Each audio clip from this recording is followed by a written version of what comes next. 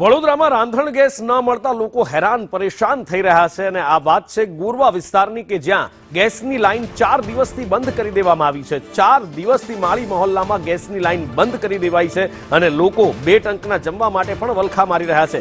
નવી લાઈન નાખવાની છે, નવા કનેક્શન આપવાના છે એવું કહી અને કનેક્શન કાપી નાખવામાં આવ્યા છે, ત્યારે લોકોને જબરજસ્ત હાલાકી પડી રહી છે। 2 ટંકનું જમવાનું બનાવવું તો બનાવવું કેવી રીતે એ સવાલ છે।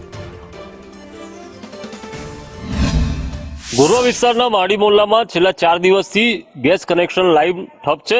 નવી લાઈન નાખવાના નામે આખી લાઈનો ખોદી નાખવામાં આવી છે અને તેના કારણે ગેસ કનેક્શન કાપી લેવામાં આવ્યા છે। અગાઉથી જાણ ન કરી હોવાથી કોઈ તૈયારી કરી ન હતી એના સ્થાનિકોને, તેના કારણે હવે ભર શિયાળે નાવું કેવી રીતે, કારણ કે ગરમ પાણી ન કરી શકાય, જમવાનું કેવી રીતે બનાવવું તેવી સમસ્યાઓ અહીંયા ઊભી થઈ છે।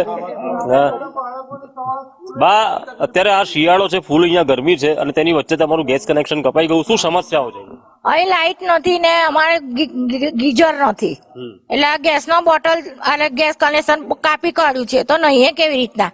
ઠંડા પાણી તો નહીં છે તો ખરા, પણ જમવાનું કેવી રીતના બનાવીએ, ખાવાનું કેવી રીતના? છોકરા નાના નાના સ્કૂલ જાય, એમને જમવાનું તો જોઈએ જ ને, અમને જમવાનું જોઈએ। આ 4-5 દિવસથી તો અમે નાસ્તા લાઈન ખાઈએ છીએ। તો અમારું પ્રેશર ચાલુ હતું ગેસનું, બધાના ગેસ માળી મોહલ્લામાં જેટલા કનેક્શન છે એટલા તે ગેસ હરકતો હતો ને અમે બધું કામ કરતા હતા ને એ લોકોએ અમને જાણ કર્યા વગર ત્યાંથી કનેક્શન બંધ કરી દીધું, અમને જાણ નહીં કરી। અને પછી અમે ફોન કર્યા તો શું કહે છે કે પ્રેશર નથી, એટલે અમે લાઈન ચેક કરવા આવે છે।